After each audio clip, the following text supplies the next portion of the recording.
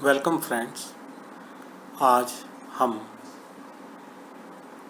स्कंद नियंत्रण के मॉडल्स में के अंतर्गत ही आगे आर्थिक आदेश मात्रा, जिसका अध्ययन वैसे हम कर चुके, एवं क्रय पर बट्टा। कभी कभी विक्रेताओं के द्वारा बड़ी मात्रा क्रय पर बट्टा दिया जाता है, तो इसकी चर्चा हम आज करेंगे। कभी कभी एक विक्रेता के द्वारा एक साथ बड़ी मात्रा में माल क्रय करने पर विक्रेता के द्वारा छूट या बट्टा प्रदान किया जाता है। तो ऐसी स्थिति में जब कम रेट पे, कंसेशनल रेट पर माल खरीदते हैं, तो सामग्री लागतें कम होगी, सामग्री परचेज करने की कॉस्ट कम होगी। लेकिन बड़ी मात्रा में परचेज करते हैं तो ऑर्डरिंग कॉस्ट में भी कमी आएगी। लेकिन इन दोनों के विपरीत दूसरी तरफ आपके रखरखाव की या भंडारण लागतों में वृद्धि हो जाती है।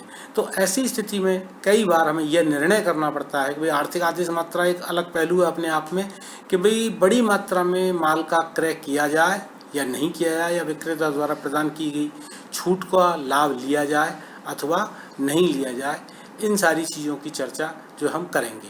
लेकिन प्रश्न आता है कि विक्रेता द्वारा प्रदान की जाने वाली छूट का लाभ लें या नहीं लें, इसका निर्धारण करने के लिए हमें तीनों लागतों को सम्मिलित रूप से देखना पड़ेगा। एक तो मटेरियल की परचेज कॉस्ट, सामग्री क्रय करने की लागत, आदेश देने की लागत और भंडारण लागत, यानी टोटल मटेरियल कॉस्ट के आधार पर हम इस तरह का निर्णय लेंगे। इसको बताने के लिए एक उदाहरण की अपन चर्चा करते हैं। आप देखें, एक उदाहरण आपके सामने है कि एक ग्लास मद के संबंध में क्रय प्रबंधक ने 1000 इकाइयाँ एक ही बार में क्रय कर क्रय आदेश लागत 500 रुपये वहन की, और इस कारण उन्हें 10 रुपये कीमत पर 5% बट्टा भी प्राप्त हुआ। अन्य कोई मात्रा क्रय करने पर बट्टा नहीं मिलता है। सामग्री की भंडारण लागतें 40% हैं। यदि इसने EOQ का प्रयोग किया होता तो क्या उसे हानि होती? तो देखिए, सबसे पहले टोटल कॉस्ट की गणना करते हैं if EOQ is not followed.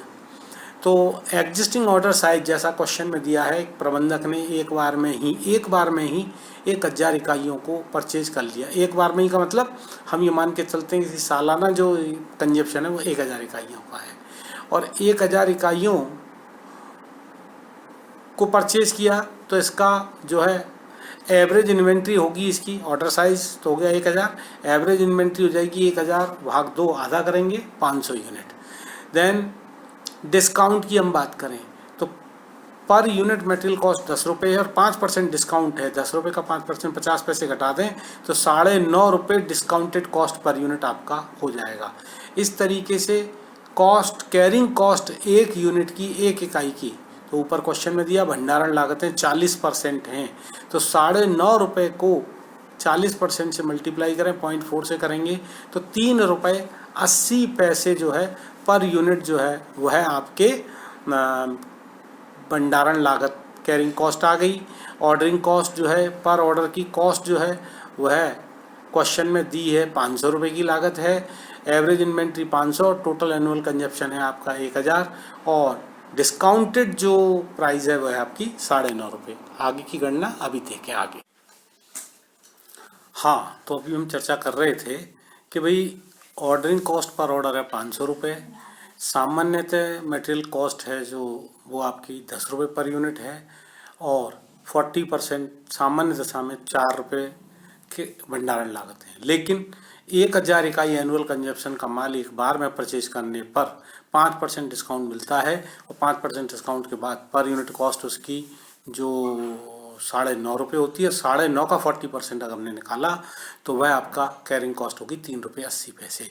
तदनुसार हम बात कर रहे हैं overall cost as per the current practice of the manager, के पूरे साल का माल एक बार में खरीद लें तो वह आपकी ऑर्डरिंग कॉस्ट तो एक बार की लगेगी 500 रुपये, कैरिंग कॉस्ट 1000 इकाइयाँ साल भर की हैं, उसका आधा 500 इकाइयों को 3 रुपये 80 पैसे गुणा करें 1900 रुपये, और मटेरियल की परचेज कॉस्ट साल भर का माल जो कंजप्शन है उस 1000 इकाइयाँ गुणा 9.5 और 9.5 इस तरह से टोटल कॉस्ट आपकी 11,900 रुपये होगी। अगर हम EOQ को फॉलो करते हैं तो उस केस में टोटल कॉस्ट क्या होगी, तो अपन देखें एनुअल डिमांड 1000, ऑर्डरिंग कॉस्ट 500 रुपये, पर यूनिट कॉस्ट है 10 रुपये और कैरिंग कॉस्ट 40% 4 रुपये। EOQ हमने निकाला 2 गुणा 1000 गुणा 500 बटे 4 और होल का अंडर रूट बराबर 500 यूनिट। अब नंबर ऑफ ऑर्डर की संख्या हो जाएगी 500 इकाई एक बार मंगाएंगे तो 1000 इकाई मंगाने के लिए 2 ऑर्डर लगेंगे। और ऑर्डरिंग कॉस्ट उस केस में आपकी 2 ऑर्डर पे 500 रुपये पर ऑर्डर के हिसाब से 1000 रुपये। इन्वेंट्री कैरिंग कॉस्ट 500 इकाई मंगाएंगे तो उसका आधा 250 इकाइयों पर लगेगी गुणा 4 तो 1000 रुपये। और परचेज प्राइस जो है वो पूरे साल भर पे 1000 इकाइयों पर ही लगेगी और 10 रुपये के हिसाब से लगेगी, क्योंकि 1000 की पूरी 1000 खरीदते तो डिस्काउंट मिलता और 500 करके 2 बार में खरीदेंगे no discount is available. In that case the purchase price will be ₹10 per unit and then the total cost material purchase की 10,000 और टोटल कॉस्ट हो जाएगा आपका 10, 11 और 12,000। तो इस प्रकार हम देखें कि यदि EOQ सिस्टम को फॉलो करते हैं तो 100 रुपये का लॉस होता है और पूरे साल भर की इकाइयों को एक बार में मंगा लें जैसा मैनेजर की प्रैक्टिस है तो उसको 100 रुपये का फायदा होता है। कभी कभी 2-3 लेवल क्वांटिटी में दिए होते हैं, उन पर छूट के डिस्काउंट की रेट अलग अलग है। सपोज 1000 इकाई मंगाने पर 5% है, हो सकता है 2000 इकाई मंगाने पर बट्टा 8% हो, 5000 इकाई मंगाने पर 10% बट्टा हो अगर मान लीजिए। और संस्था की जो एनुअल डिमांड है वो भी 10,000 या 15,000 इकाइयों की हो या 20,000 इकाइयों की हो, तो कहने का मतलब 2 या 2 से अधिक लेवल पर भी डिस्काउंट रेट दी हुई है। तो ऐसी स्थिति में प्रत्येक रेट जो है आपकी आफ्टर डिस्काउंट प्लस उस पर कैरिंग कॉस्ट प्लस उसकी ऑर्डरिंग कॉस्ट, इस तरह से और टोटल कॉस्ट की गणना करके विभिन्न स्तरों पर कुल लागतों के आधार पर हम देख सकते हैं कि जो न्यूनतम जो लागत वाला स्तर होगा वही आर्थिक क्रय मात्रा का स्तर होगा। धन्यवाद।